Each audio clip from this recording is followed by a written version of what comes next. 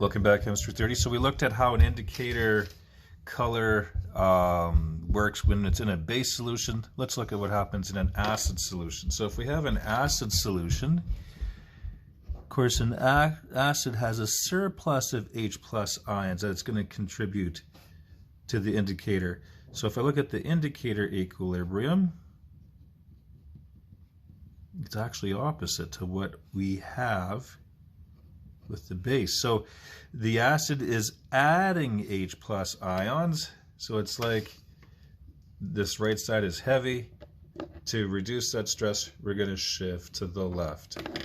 So it's going to, it has a surplus of H pluses added, so to use up, so if the stress is adding H plus, the response is to try to use up that extra H plus by shifting to the left. And as you'll see here, when things shift to the left, that is referred to as the acid color. Because it means we have too many H plus ions, so we need to use them up by shifting to the left. So let's just read through this paragraph. Suppose a strong acid is added. Its H plus ions will neutralize the excess OH present. The OH concentration in the pH will decrease, while the H plus ions will increase. As H plus increases, the equilibrium shifts to the left in an attempt to use them up. That is the direction in which indicator molecules HIN are formed. Eventually, at some value of the pH characteristics of that indicator, the solution will take on the color of the indicator molecules. Therefore, that's called the acid color. So you can see how equilibriums work here to make the indicator change color in a base or an acid. All right, so reactions in which we have acid and bases combining are referred to as acid-base titrations. In an acid-base titration, a solution containing a known concentration of a base is added to an acid, or vice versa. Acid-base indicators can signify the equivalence point. So we would use this if we don't know the concentration of either the acid or a base.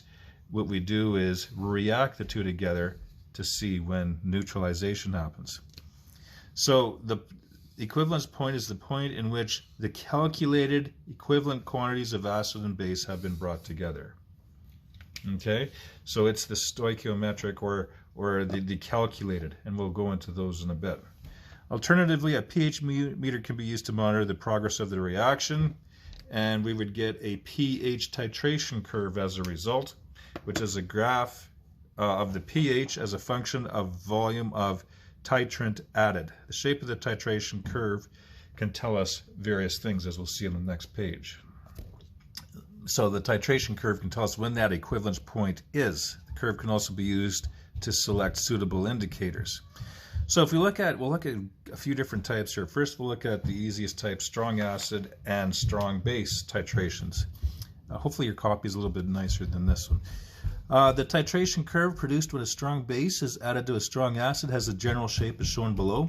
So you can see here, if we're looking at an acid, so the pH is low because we're starting off with an acid, and you can see we're adding a base. So strong acid is titrated with a strong base. In other words, we're adding the strong base to the acid, versus here, the pH is high at the start because it's basic, and we're adding an acid to it, so the pH is lowered. So we're adding a strong acid to the base. So what we can see here is we have the pH range that occurs as strong base is added to an acid, and as I mentioned, this one. We'll use figure A as an example though at the start. So the initial pH is low because it's an acid. So you're starting off with your acid, and the pH is low because it is an acid. Between the initial pH and here, we're adding our strong base, so obviously the pH is going to increase. It increases slowly at the start, but then rapidly at that equivalence point, at that point in which stoichiometrically we have equal acid and base. At the equivalence point, we have an equal number of moles of base and acid, leaving only a solution of water and the salt. The pH of solution is 7 because the cation of the strong base and the anion of the other one are neither acids nor bases, therefore don't have an effect on pH. So it's that point in which we've added enough so that neutralization has occurred. And if you look at the next page there, after the equivalence point, if I continue to add base, of course the pH gets high due to more base being added. All right, so it gives us that point of neutralization when we've added an acid to a base, or vice versa. So titration of a solution of a strong base with solution of a strong acid yields an analogous curve of pH versus acid. In this case, of course, it's reversed.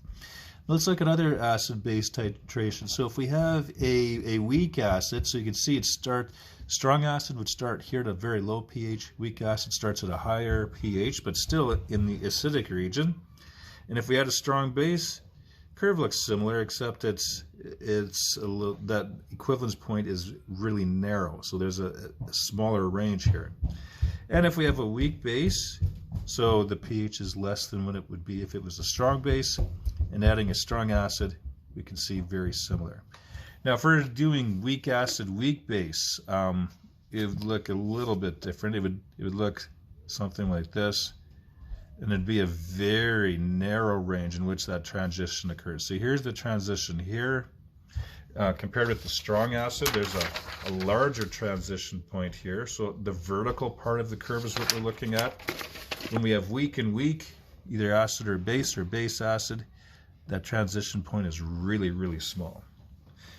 Okay, so as seen above, the equivalence point varies when there's a strong-weak combination. This is due to the formation of weak acids or bases during the titration, which causes the pH to be slightly off from 7, because we'll have a side base and a side acid here, depending upon which one is stronger. All right, if we're to look at that, and if you're doing that in the lab, you'd have to have some way of, well, how do we know when this happens? If I don't have a pH meter dipped in, how do I know when that is going to happen? So in any acid-base titration, we use an indicator rather than a pH meter. So we can use one of those indicators that we looked at earlier to tell us when that transition point is. Optimally, an indicator should change color at the equivalence point. In practice, however, we don't have to have it change exactly. We don't have to have it change exactly at, where is this, 8.5? Because as we can see, the pH changes very rapidly. There's that vertical line right there. And this region consists really of one drop of base being in it. So one drop could cause it to go through all of this, or one drop could cause it to move through all of that region. Thus, an indicator beginning and ending its color change anywhere on that rapid rise portion is enough to tell us when that transition occurs. So that's good. We can pick any indicator that changes in this vertical region. Or with strong and strong, we have a really large area there. So anything that changes color here will be enough, because that's a really small amount of acid or base added to make that transition occur. The point in a titration where the indicator change is called the endpoint. So we want the endpoint to be very close to the equivalence point. So the equivalence point is when the calculated area in which it should transition, and the endpoint is the actual transition point of the indicator itself. Okay, so we need the endpoint. So anywhere the point in the titration where the indicator changes color is called the endpoint, to distinguish it from the equivalence point. So if we look at the next page here, if I'm looking at this, which we can tell is, obviously we started off with the base and we were adding an acid to it. So adding an acid lowers the pH until we reach the equivalence point. So we can see this is a strong base and strong acid. We're adding strong acid to strong base because it's changing at around 7. So if we choose any indicator in this region, now this region is really, let's see, 3 to 11. So that vertical part, this vertical part represents the area in which the equivalence point can be found. So I can pick any indicator that changes in between 3 and 11. So if I look back at this Anything that changes from 3 to 11 will work. I don't know why I keep writing H there. So take a look at all the possibilities. I could pick methyl orange. I could pick methyl red because it changes in that area. This changes in that area. This changes in that area. So this thymol blue may be a little tricky. Oh, I guess I could use it because it's yellow and blue, so I could use it. So all of these could be possibilities. Remember, with the strong combination, there's a wide range of indicators I could use. So here, phenolphthalein is one that I could use because it changes in between 8 and 10, as we can see over here. 8 and 10. Also methyl red, because it changes in between 4 and 6. Let's see here, methyl red, 4 and 6. Yes, it changes there. So any one of those could be used, plus other ones for this particular example. So the figure above shows the curve for the titration of a strong base with a strong acid. We see from the vertical part of the curve that the pH changes rapidly in between 3 and 11, or 11 to 3. Consequently, an indicator for this titration can change anywhere in that area. Most strong acid, strong base titrations can be carried out using phenolphthalein as an indicator because it changes in that range. Several other indicators would also be satisfactory, including methyl red, etc., etc. The pH change near the equivalence point becomes smaller, as I mentioned, for weak, strong combinations, and even really small when I have weak combinations. So what we'll do is we'll stop the video there and we'll look at a few more examples dealing with indicators that will work versus indicators that won't work.